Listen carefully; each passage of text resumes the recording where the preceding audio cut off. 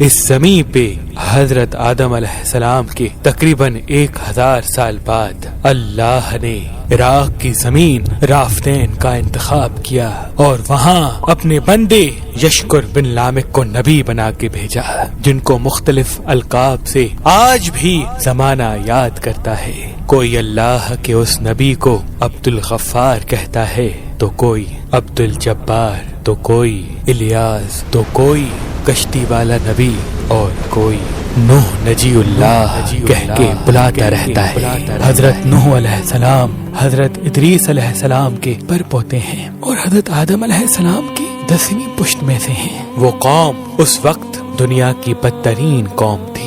وہاں ظلم کرنا، نفسانی خواہشات پر فخر کرنا، بتوں اور شیطانوں کی پوجا کرنا عام تھا۔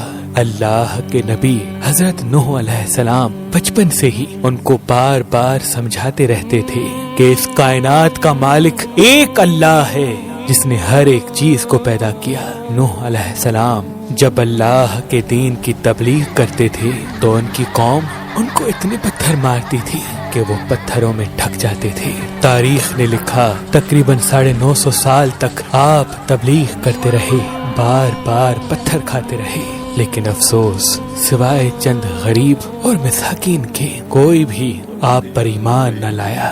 آپ اپنی امت کے لیے اتنا روئے، اتنا گریہ کیا کہ آپ کا نام ہی نوح پڑ گیا۔ بس اتنے میں اللہ اپنے نبی پر وحی کرتا ہے کہ اے نوح، اب یہ تیری قوم ہدایت نہیں پائے گی۔ نوح علیہ السلام رو کے اللہ کی دربار میں فریاد کرتے ہیں کہ اے اللہ، یہ انسان ظلم کرنے کو مذاق سمجھتے ہیں، ایک دوسرے کے خیال کرنے کو، مدد کرنے کو بزدلی سمجھتے ہیں، تیری عبادت سے منہ موڑتے ہیں۔ اے اللہ، اس میری قوم کو نیست و نابود فرما۔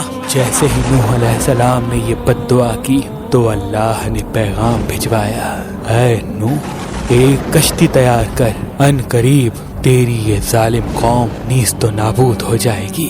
بس اللہ وحی کے ذریعے اپنے نبی کو بتاتے گئے اور اللہ کے نبی نوح علیہ السلام وہ کشتی بناتے گئے۔ جیسے کہ نوح علیہ السلام ایک پہاڑ پہ رہتے تھے تو نہ وہاں سمندر تھا، نہ دریا، نہ درخت تھے۔ بالآخر اللہ کے نبی نوح نے درخت اگائے اور اس کی لکڑی سے کشتی کو بنانا شروع کیا۔ آپ لکڑی سے بڑے بڑے تختے بناتے، پھر لوہا لاتے، اس سے کیل بناتے، تختوں کو جوڑ کر اس میں کیل ٹھوکتے گئے۔ تاریخ نے لکھا تقریباً 100 سال تک آپ وہ کشتی بناتے رہے اور آپ کی قوم روز آپ کے پاس آتی اور آپ کی توہین کرتی، آپ کو پاگل کہتی کہ نہ تو یہاں دریا ہے نہ سمندر، پھر بھی یہ پاگل کشتی بنا رہا ہے۔ اللہ کے نبی نوح علیہ السلام آسمان کو دیکھ کے صبر کرتے اور اللہ کے حکم کو تسلیم کرتے۔ اس کشتی کا طول 300 گز، اونچائی 30 گز اور عرض 50 گز تھا۔ ایک روایت کے مطابق اس کا طول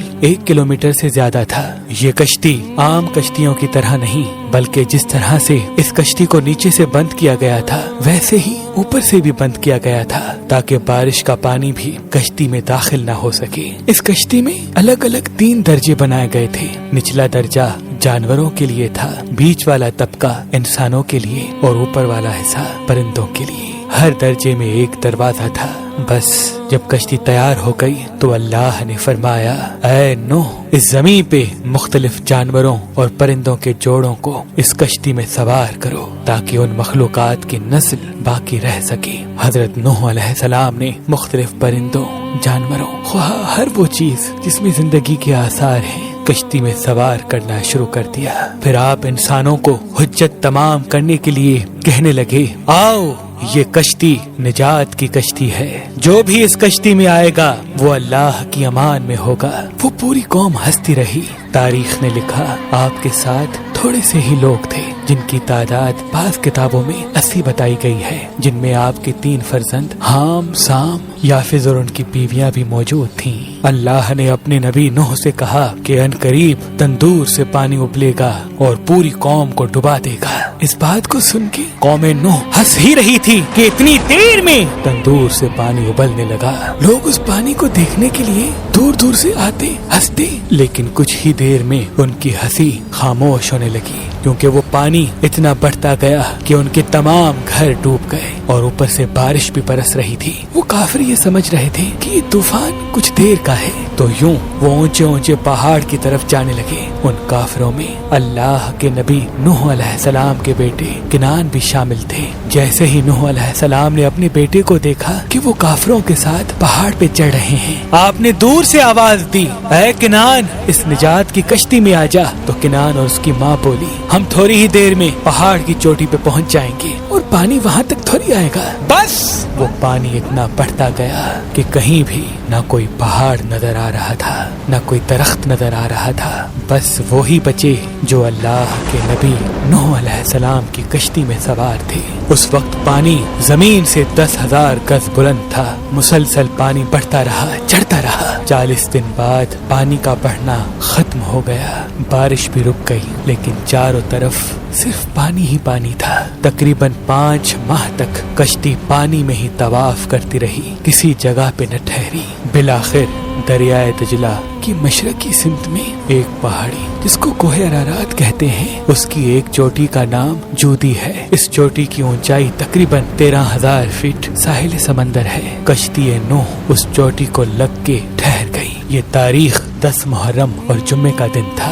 بس اللہ کے نبی نوح علیہ السلام نے کبوتر کو بھیجا کہ دیکھ زمین پر پانی خشک ہو رہا ہے یا نہیں۔ کبوتر گیا اور زیتون کی ٹہنی اٹھا لایا۔ اللہ کے نبی نوح علیہ السلام نے اللہ کا شکر کیا اور یوں رفتہ رفتہ پانی کم ہوتا گیا۔ آپ اور آپ کی جماعت تقریباً 5 ماہ تک جودی پہاڑ پر ٹھہرے۔ آپ نے تمام پرندوں جانوروں کو آزاد کیا۔ اس پہاڑی پہ اللہ کا شکر کرتے رہے، ذکر کرتے رہے، دنیا کو پھر سے آباد کرنے کی سوچ میں مگن رہے۔ تاریخ نے لکھا آپ کے ایک بیٹے سام جس سے عربی نسل چلی، دوسرے بیٹے حام جن سے سوڈانی نسل چلی، اور یافت جن سے ترکی نسل چلی، اور یوں آپ اور آپ کی اولاد نے دنیا کو پھر سے آباد کرنے کا فیصلہ کر لیا۔ تقریباً طوفان کے 60 سال بعد اللہ کے نبی نوح علیہ السلام اس فانی جہان سے دارالبقا کی طرف کوچ کر گئے۔ اللہ نے فرمایا کہ کشتی نوح کو ہم آنے والی نسلوں کے لیے عبرت کا نشان ٹھہرائیں گے۔ تحقیق کرنے والوں نے بتایا کہ کشتی نوح علیہ السلام کی باقیات مشرقی ترکی میں واقع کوہ ارارات پر ملی ہیں۔ یہ کشتی ویسے ہی ہے جیسی اللہ کے نبی نوح علیہ السلام نے بنائی تھی۔ سلام ہو انسان کی نسل کو پھر سے زندگی دینے والے اللہ کے نبی نوح نجی اللہ علیہ السلام پر۔